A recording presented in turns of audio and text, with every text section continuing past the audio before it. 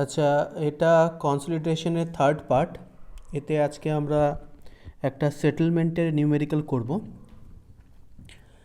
Settlement calculate কি করে করতে হয় সেটা আমরা আগের সেশনে দেখেছি, যে ফর্মুলাটা ইউজ করতে হয় সেটাকেই ব্যবহার করেই আমরা কি করে সেটেলমেন্ট ক্যালকুলেশন করতে হয় সেটা দেখব। এক্সাম্পলটা হচ্ছে এটা: a stratum of clay with an average liquid limit of 46% is 7.8 meter thick. Its surface is located at a depth of 11.2 meter below the present ground surface. তাহলে এইটুকুর উপরে যদি আমি প্রথমে এখানে আমি করে রেখেছি, এটা দেখাচ্ছি যে এটা হচ্ছে ক্লে সারফেসটা, দিস ইজ ক্লে। এটা কত ডিস্টেন্সে আছে? এটা উপরে, এটা গ্রাউন্ড লেভেল, এখানের থেকে এটা 11.2 মিটার ডিস্টেন্সে আছে। So this is actually the ground level. ঠিক, তাহলে এটার কথাই এখানে বলেছে। নেক্সট কি বলছে, যে natural water content of the clay layer is 38%। তাহলে এই ক্লে লেয়ারটা যেটা আছে তার ওয়াটার কন্টেন্ট হচ্ছে 38%, and specific gravity of soil grains is 2.75। তার মানে এই ক্লে লেয়ারটার এখানে এর ওয়াটার কন্টেন্ট হচ্ছে 38%, that is 0.38, and specific gravity of soil solid is 2.75 for the clay layer. এবং এখানে লিকুইড লিমিটের কথাও বলা আছে, সেটা পরে বলা আছে এর রেসপেক্টে। আচ্ছা, এবার এখানে কি বলা আছে, যে the subsoil consist of between the ground surface and clay the subsoil consist of fine sand. That means এই গ্রাউন্ড সারফেস এবং ক্লের মাঝখানে আছে হচ্ছে গিয়ে ফাইন স্যান্ড। তাহলে এই পোর্শনটা basically from here to here, এই পোর্শনটা হচ্ছে গিয়ে ফাইন স্যান্ড। আর কি বলছে, the water table is located 4.4 metre below the ground surface. তাহলে 4.4 metre below the ground surface, so this is basically the water table located, and this is the water table 4.4 meter below the ground surface. Next, it is said, the average submerged unit weight of sand is 10.6 kilonewton per meter cube. এখন submerged unit wait কখন আসে? যখন মাটি জলের নিচে, water টেবিলের নিচে থাকে। তার মানে এই যে পোর্শনটা এখানে দেখানো হয়েছে, এখানে দেখো এই পোর্শনটার মধ্যে যেটা কিনা ওয়াটার টেবিলের নিচে আছে, তার ইউনিট ওয়েট হচ্ছে 10.6 কিলোনিউটন পার মিটার কিউব। এবং এর উপরের যেটা আছে তার ইউনিট ওয়েট কিন্তু আলাদা, ওটা হচ্ছে বাল্ক ইউনিট ওয়েট। এটা উপরে বলা আছে এখানে অঙ্কের মধ্যেই। The unit weight of the sand located above the water table is 7.2 kilonewton per meter cube. From the geological evidence, it is known that the clay is normally consolidated. আচ্ছা, এখানে একটা জিনিস বলে রাখি, আগের সেশনে যেটা করানো হয়েছিল যে ইকুয়েশনটা, ওটা কিন্তু নর্মালি কনসলিডেটেড সয়েলের জন্যই প্রযোজ্য। It is applicable only for the normally consolidated soil. If it is not normally consolidated soil, say over consolidated soil, in that case we have to apply another formula, সেটা আমি এখনো পর্যন্ত আলোচনা করিনি। সুতরাং normally consolidated জন্যই হবে, সুতরাং এখানে বলাই আছে এটা normally consolidated. The weight of the building that will be constructed on sand above the clay is likely to increase the effective overburden pressure on the clay by 42 kilonewton per meter square. Estimate the settlement of building, এটা যেটা হবে at the middle of clay layer. এখন এই 42 kilonewton basically আমরা বলতে পারি delta sigma যেটা হয় যেটা সিগমা নটের সঙ্গে অ্যাড হয় সেটা হচ্ছে 42 কিলোনিউটন পার মিটার স্কোয়ার। এখানে একটা জিনিস দেওয়া নেই যেটা এখানে লাগবে, সেটা আমি এখানে লিখে নিয়েছি। সেটা হচ্ছে কি liquid limit of the clay layer দরকার হবে টু ডিটারমাইন দ্য সিসি। এখন সেটা আমি পরে আসছি। এবার সবার আগে বলি যে আমাদের যেটা বলেছে সেটা হচ্ছে গিয়ে এই যে ক্লে লেয়ারের মিডল আছে এইখানটায় সেটেলমেন্টটা বের করতে বলেছে। এবং ধরে নাও যে এখানে যে ফাউন্ডেশনটা আছে এটা resting on clay layer, on sand layer, but on top of the clay layer মোটামুটি এরকম জায়গায় ফাউন্ডেশনটা আছে, এরমভাবে আসছে, এরমভাবে ফাউন্ডেশনটা আছে। এবার এর ফলে এখানে কি সেটেলমেন্ট হচ্ছে সেটাকেই আমরা বের করব।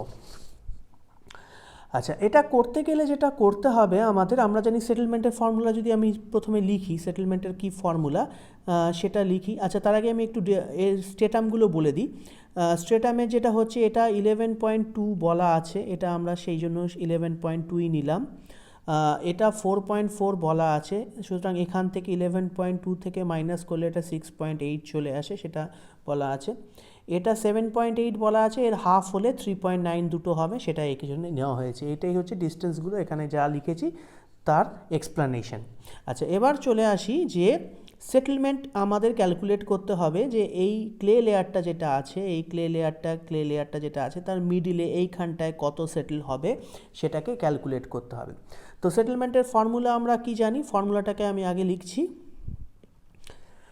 সেটেলমেন্টের ফর্মুলা আমরা জানি হচ্ছে গিয়ে, ধরো এসসি ফর কনসলিডেশন সেটেলমেন্ট যদি লিখি তাহলে হচ্ছে CC into H nought plus 1 plus E nought log base 10 sigma nought plus del sigma by sigma not, এটা হচ্ছে ফর্মুলা। এর মধ্যে এই ডেল সিগমাটা তো দেওয়া আছে, del sigma is basically 42 kilonewton per metre square, এটা বলা আছে। এইচ নট যেহেতু আমি এখানে পুরো ক্লে লেয়ারটার রেসপেক্টেই নিচ্ছি, তাহলে সেক্ষেত্রে আমার এইচ নট হয়ে যাবে হচ্ছে গিয়ে তোমার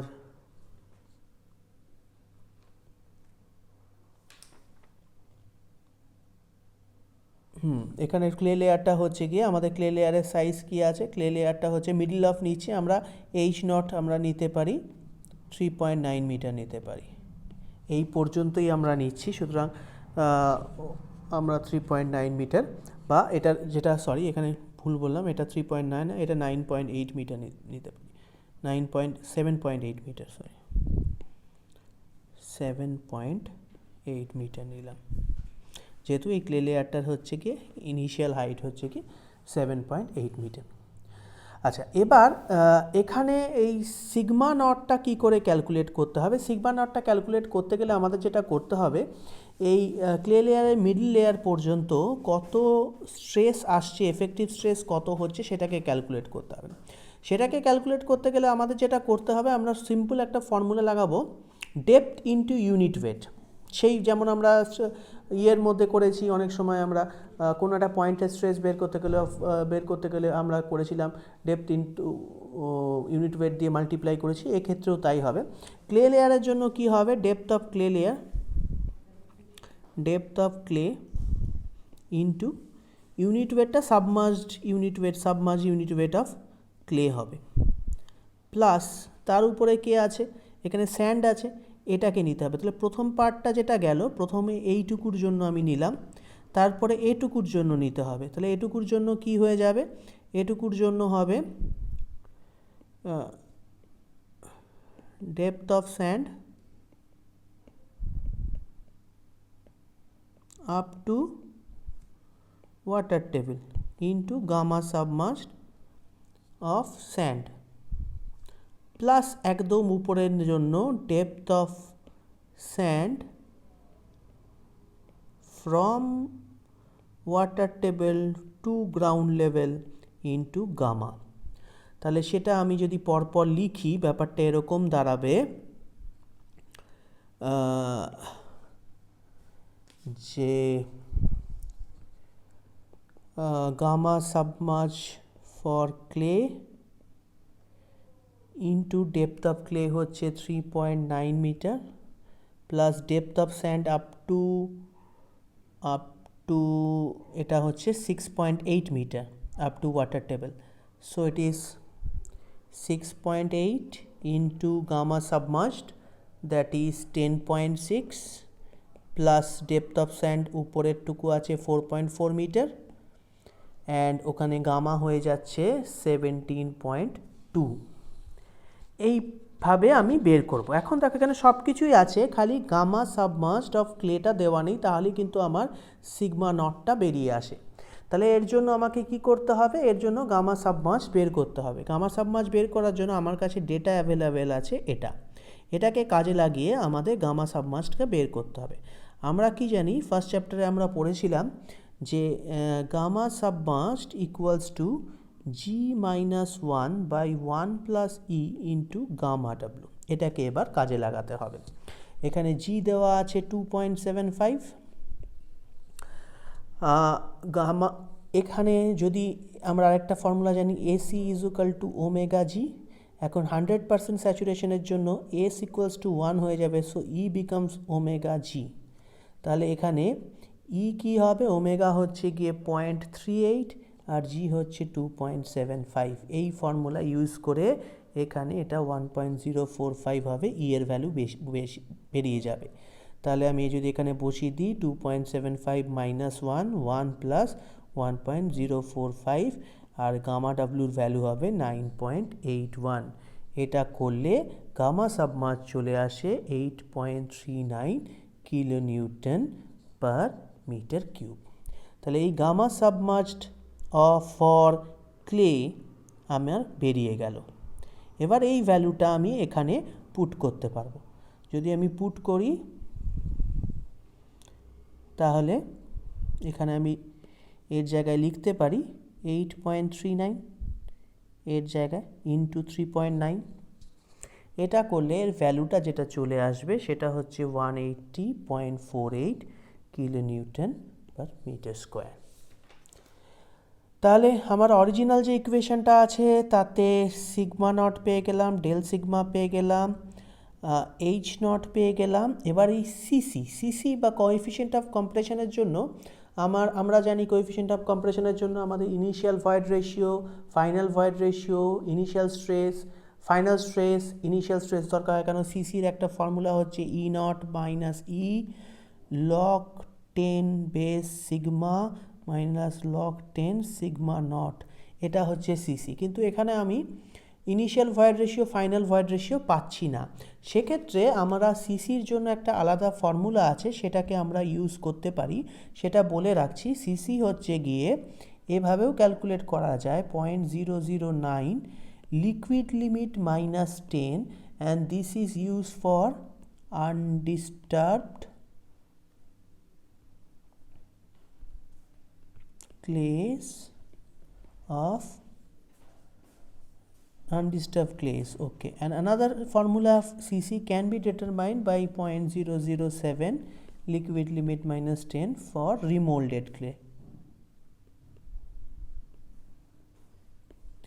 এই ফর্মুলাটাই আমার এখানে সিসি বের করতে লাগবে, কারণ সিসি এখানে আর কিছু দেওয়া নেই, আমাকে লিকুইড লিমিট দেওয়া আছে 46%।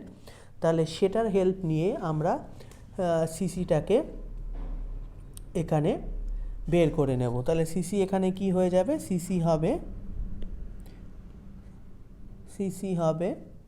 0.009, এটাকে আমি ধরে নিলাম আনডিস্টার্বড, সেক্ষেত্রে লিকুইড লিমিট মাইনাস 10, তাহলে 0.009 লিকুইড লিমিট হচ্ছে গিয়ে 46, I suppose, yes 46 minus 10, so it will come around I think 0.324. so this is the value of CC. এবার আমরা তাহলে আমার সবগুলো জিনিস জানা হয়ে যাচ্ছে এই ইকুয়েশনে। এবার আমি ইকুয়েশনটাকে আবার লিখছি। তাহলে ইকুয়েশনটা আমার হচ্ছে SF বা sorry not SF, I will say SC concession settlement. তাহলে কি হয়ে যাবে, আমি ফর্মুলাটা হচ্ছে আমার CC H nought 1 plus E nought log 10p sigma nought plus del sigma, এটাকে এইভাবে লিখতে পারি, বাই সিগমা নট। ঠিক, তাহলে এখানে সিসির ভ্যালু কত এসেছিলো? সিসির ভ্যালু এসেছিলো 0.324। এইচ নট কত হলো? এইচ নট হচ্ছে টোটাল ডেপথ হচ্ছে কি 7.8 মিটার ক্লে লেয়ারের। ই নট আমি অলরেডি বের করেছি 1.045 লগ, এবার সিগমা নট আমার কত এসছে 180.48 প্লাস আমি করব 42 ডিভাইড বাই 180.48, এখানে বেস 10। এবার এটাকে ক্যালকুলেটরে সলভ করতে হবে। এবার এটাকে যদি ক্যালকুলেটরে সলভ করা যায় তাহলে আমরা দেখতে পাবো মোটামুটি এটা যত আসছে 1.123 metre or 11.23 centimeter. So the settlement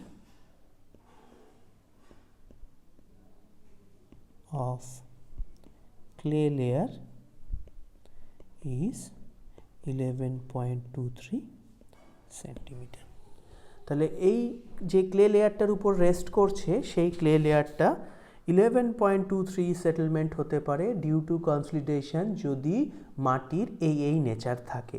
তোমাদের যখনই এরকম লেয়ার ওয়াইজ দেওয়া থাকবে তখন সিগমা নট বের করার সময় তোমরা যেটা করবে সেটা হচ্ছে গিয়ে গামা ইন্টু এইচ করে প্রত্যেকটা লেয়ারে আলাদা আলাদা করে এই লেয়ার এই লেয়ার এই লেয়ার পর্যন্ত বের করবে। যে লেয়ারে গিয়ে চেয়েছে উপর থেকে সে নিচ পর্যন্ত ততগুলো বের করতে হবে। এবং গামা ইউজ করার সময় শুধু খেয়াল রাখবে যে ওটা ওয়াটার টেবিলের নিচে না উপরে।